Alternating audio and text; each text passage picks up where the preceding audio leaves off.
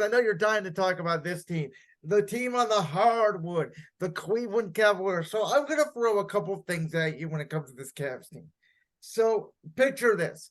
It's the night that they lost to the Knicks. Game 5, first round. Obviously, they got body bagged. They got out rebounded. The Knicks were not better than that Cavs team, in my humble opinion. So I'm sitting there. I'm laying in bed that night. And again, no free agency has happened yet. No trades. We're still in the middle of the playoffs. I'm sitting there going, everybody wants to get rid of Jared Allen, but he's not going to get that much value in my opinion for a trade because this team really needs a win.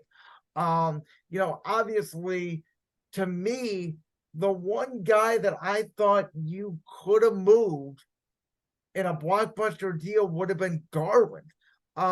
Because I'm not still sure that the Garland and Mitchell combination, with them both being a little bit on the smaller side of being 6'1" guards, I don't know if that is a championship formula. So the only trade that I thought of, and again, it was a hypothetical, was nothing. But the only thing I thought of was you call the Clippers and you tell them, give us one of Kawhi or Paul George who they could choose, honestly. We would give them Garland because I think the Clippers experiment is over. They need a guard. They need to move off one of George or Kawhi. I don't think it's working for them. You would have Donovan Mitchell, Karis LeVert, let's say Paul George, Evan Mobley, Jared Allen as your starting 5. And if you include then the depth pieces they got, obviously Ty Jerome, Max Strus, Amani Bates, I think that is a legitimate deal. I'm not saying it's gonna happen, but that would have been the move that I would have made outside of trading Jared Allen because I don't think Evan Mobley is ready to play the 5. I think his body is perfect for the 4. I think he's a Tim Duncan, Kevin Garnett-like player. And I think the Cavs, they need more wing help. I don't think Max Strus and Bates are the answer. So I'm excited for the season, but I also have these expectations where it's like they're probably going to get second rounded at best and done again. And I don't want to be stuck in that horrible position, which the Sixers have basically been in for decades in the NBA, where it's like, oh, we made the first round or the second round. We're done. Yeah, and I understand that sentiment. I really do.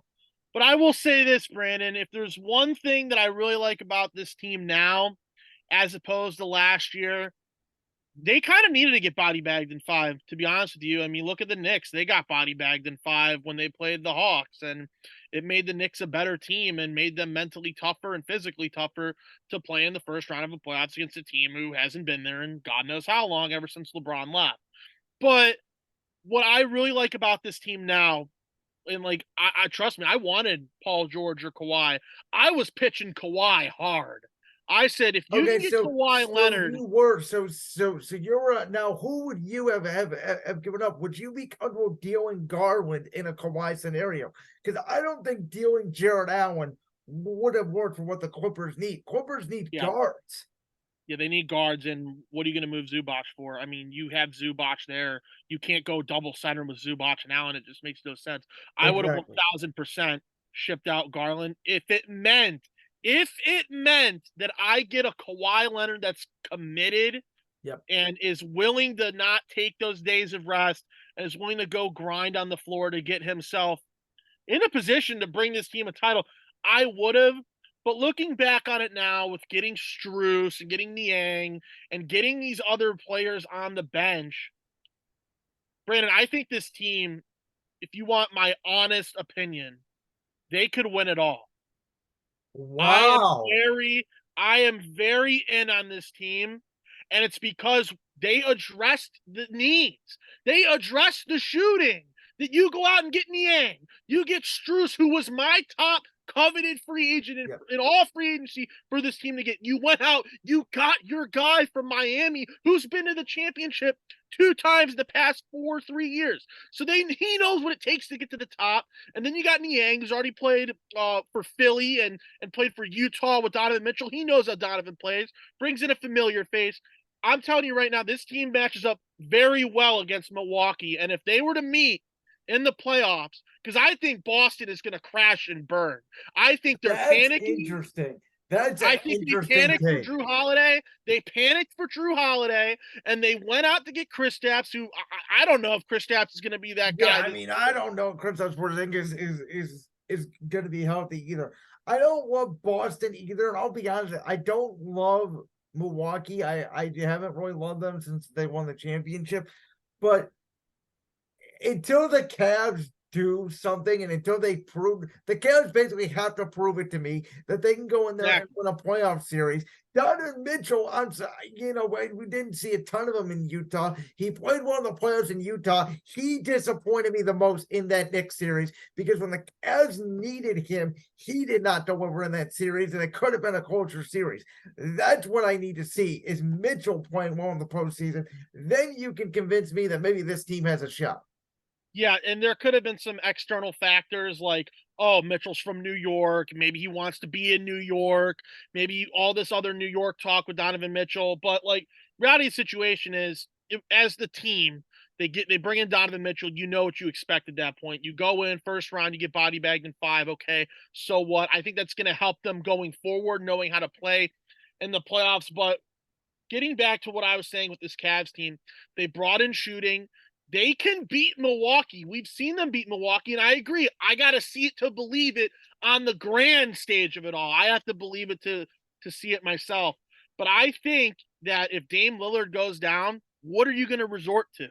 It's a great Boston, point. Joe Mazzulla is a okay coach, but like again, you can't just ride the coattails of Tatum and Brown and both of those guys to But go out there and make no, some it's a plays. good point. I will say this though, Bickerstaff isn't no great coach either. Bickerstaff drives me Oh, nuts. I think if Brandon, if Bickerstaff cannot get this team to my expectation is this: you're a top 3 team, 4 at the least.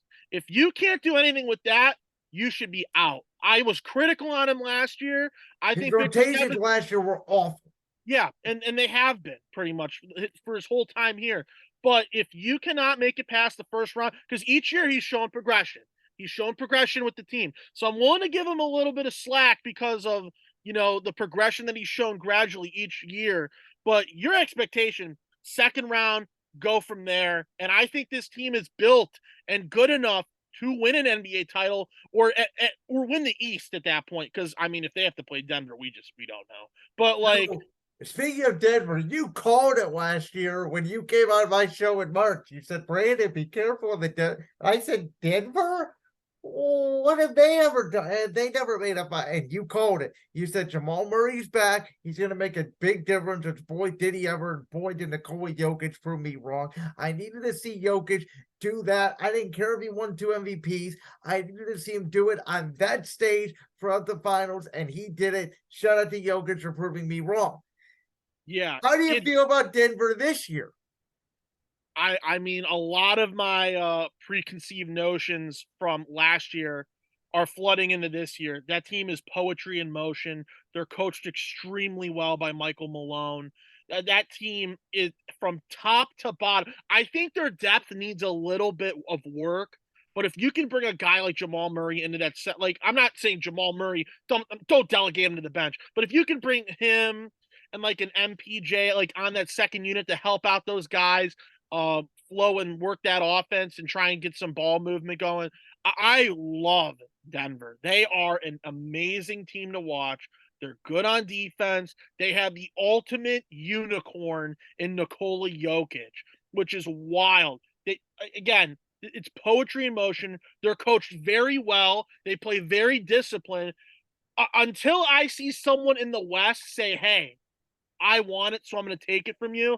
I honestly think Denver's going to win the West again. They look really well. They are a well-oiled machine that could be a dynasty for years because this team has the infrastructure to pull that off. So we've seen it over the last couple of years in the NBA. We've seen depth matter more. We've seen team chemistry matter more. And what we've seen out of both Denver and Miami last year was both at a superstar, Nikola Jokic, Jimmy Butler. Both had a star, Bam Adebayo, Jamal Murray.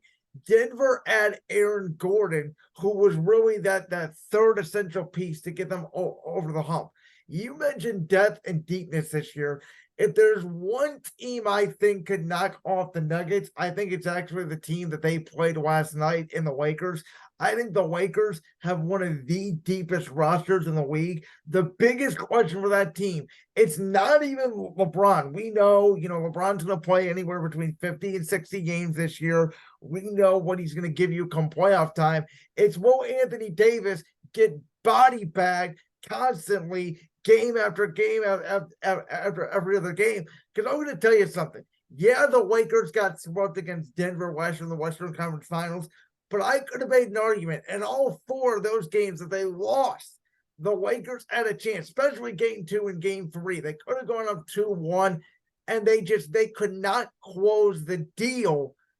I think this year, if you get a healthy Anthony Davis, if you get Anthony Davis on his game, they could close it. But a lot like the Cavs, I got to see him actually show up in a 7-game series. Yeah, with the Lakers, it's weird because that team now is a full year with each other. I mean, yeah, you lost your guys, but still, and I mean, by those guys, I mean, you lose a Lonnie Walker and you lose a Troy Brown and you lose those other integral parts of the bench. But you have Christian Wood now. You have, I'm trying to think of his name. I totally forgot. Oh, Gabe Vincent. You Gabe have him Vincent, now. Roy Hachimura's back as well. That's a huge bring for the Lakers to get a guy like Gabe Vincent because he was a series changer. I mean, how many guys did we say it last year? Miami had 4 undrafted guys playing for them significant minutes and getting them to the finals. And if some of those guys would have showed up in that series, that could have been a closer series with Denver. Miami just could not score in that series. And a lot of it was, Denver played good defense. They didn't play great defense. A lot of it was, Miami bricking shots.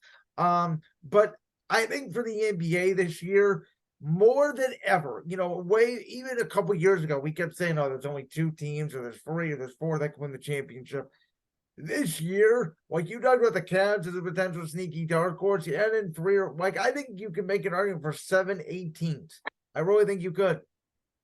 Yeah, there definitely is that argument that you can make for about 7 to 8 teams. Like the teams that I could tell you right now that could easily make a title or win it all. Let's get the obvious out of the way. Denver, Milwaukee, Boston. I would then throw it from the West. I would throw in Phoenix. I think Phoenix got deeper as well. How far is that Bradley Beal acquisition going to go? And on top of that, I don't know how much I trust Frank Vogel in the pivotal minutes. So I would say definitely Phoenix. You can't throw away Golden State. That's another one that Golden State, they just inherently are good. And then you don't throw away Philly. I mean, Philly has just they've been good and consistent each year. I don't know what this year is going to bring for them. It all depends on what do they get back in eventual James Harden trade. Yeah, you can make an argument for the Clippers. You can make an argument. Healthy, yeah. Yeah, you can make an argument for the Cavs, but we got to see it to believe it. I strongly believe the Cavs could go and make a deep run. Miami Heat, don't ever throw them away. Don't ever count out Miami. They're a lot like Golden State. They are basically the Golden State down there in Florida. Like that clip from the Brands World podcast? If so, make sure you go down there and hit that subscribe button. While you're down there hitting the subscribe button, make sure to also hit the notification bell so you never miss another upload. And make sure you check out all the other clips from the Brands World podcast right here on YouTube.